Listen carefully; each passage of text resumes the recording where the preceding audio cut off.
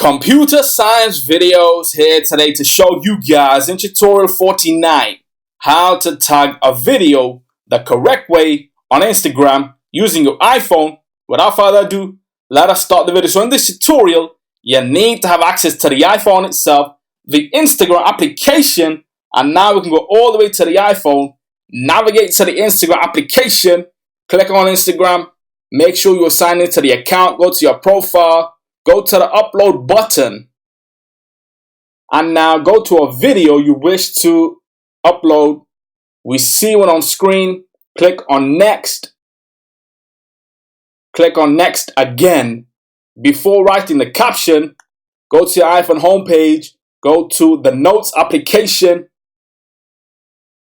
highlight the tags that you wish to copy, and then copy, go back to Instagram, write the caption,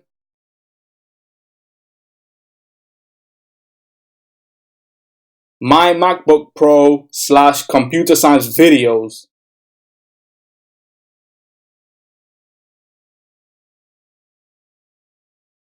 Couple of dots, go to the next line, a couple of equal signs, next sign again, paste the tags, press OK. We can tag, add location, or share to other social media, but for this tutorial, click on share.